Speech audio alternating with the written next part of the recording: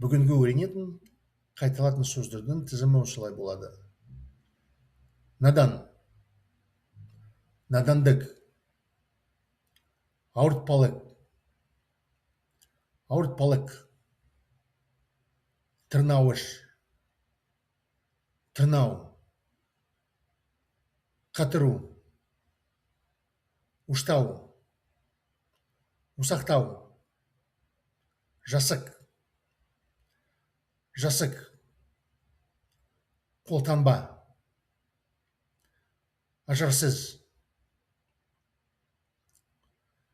Қазір мен сіздерге сөздердің тізімін орыс нұсқасында оқимын. Невежественный, невежество, невзгоды, бремя, грабли, царапать, чесать, скрести ногтями, заморозить, затачивать конец, размельчать, податливый, робкий, слабохарактерный, автограф, невзрачный.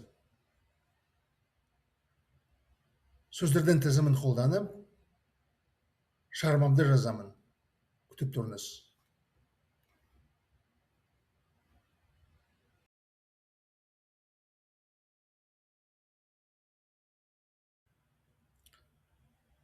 Шығармамды жазып, сіздердің назарыңызға ұсынамын.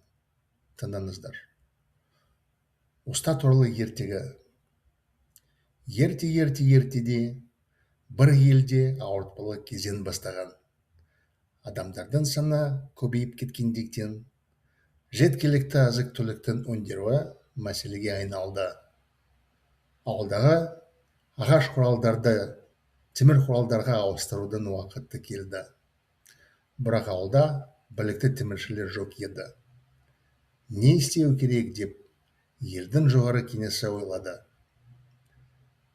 Білесіздер ме, ағайындар, көрші ел темір құралдарды өндірумен айналысады. Бірақ сол жаққа биік таулар арқылы жол жоқ. Одан да таулар арқылы жүк тасу мүмкін емес. Бізге асу арқылы жол құру керек. Бұл біздің ұзақ мерзімді жобамыз. Қазіргі мәселені шешу үшін көрші елден білікті мамандарды шақырып, өзіміз темір өндірумен айналысайық. Бұл өте қымбат шығады, бірақ амал жоқ. Көрші елге елшілікті жіберіп, қарым-қатынасы орнатайық.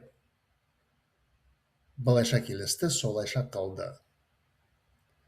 Бірнеше уақыттан кейін көрші елден ауылға уста келді.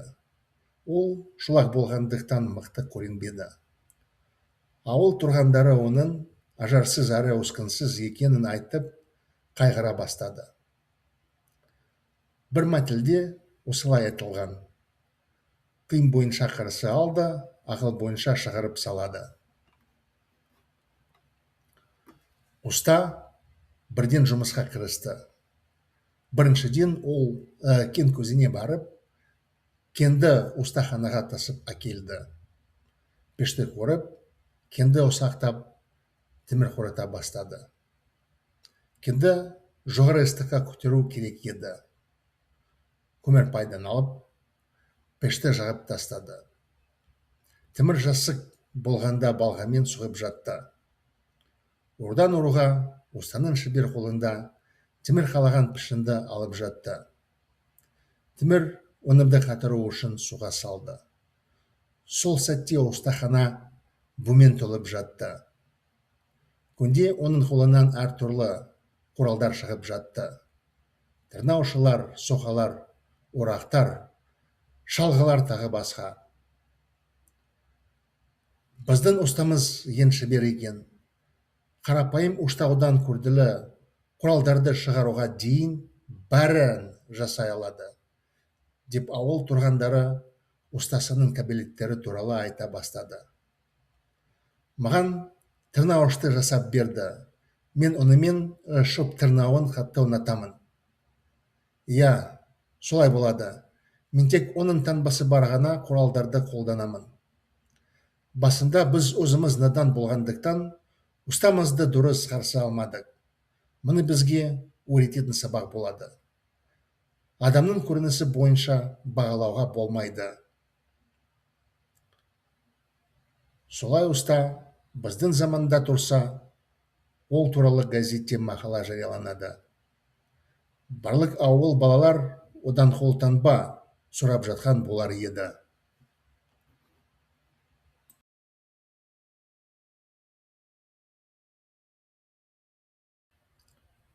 Келесі жаттығуда синхрон аудармасының жасауды тырысайық. Мен сіздерге мәтінді орыс тіліне оқимын. Сіздер оны қазақ тіліне аударуды тырысыңыз. Тыңдаңыздар. Сказка о кузнеце. Давным-давно в одной стране наступил трудный период. Из-за того, что население увеличилось, производство достаточного количества продовольствия стало проблемой. Пришло время заменить деревянные орудия на железные.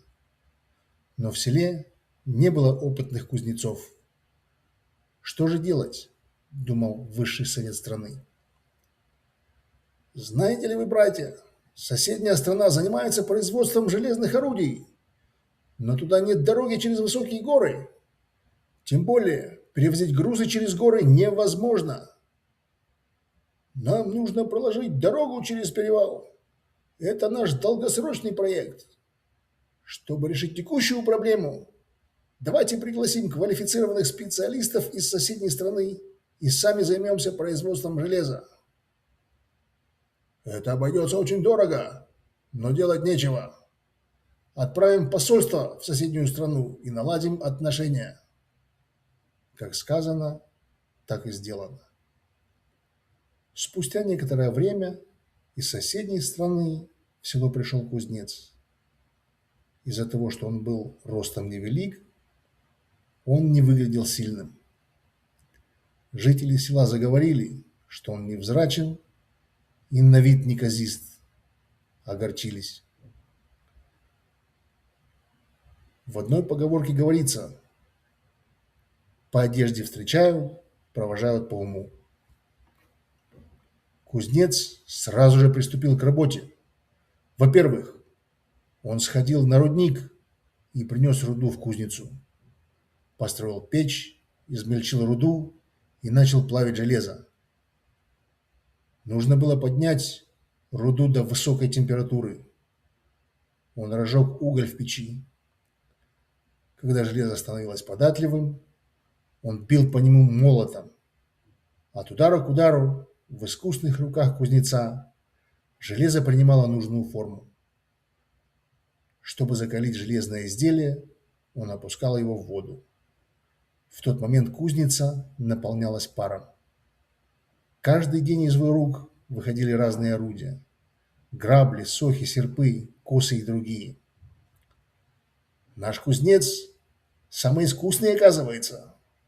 От простой заточки до выпуска сложных инструментов все умеет делать. Начали говорить жители села о способностях кузнеца. Он сделал мне грабли, и я очень люблю ими сгребать сено. Да, это так. Я пользуюсь только теми инструментами, на которых есть его клеймо. Поначалу, из-за того, что мы сами были невеждами, мы не встретили нашего кузнеца как следует. Это послужит нам уроком. Нельзя судить о человеке по его внешности. Вот в наше время о таком кузнеце была бы опубликована статья в газете. Все сельские дети просили бы у него автограф.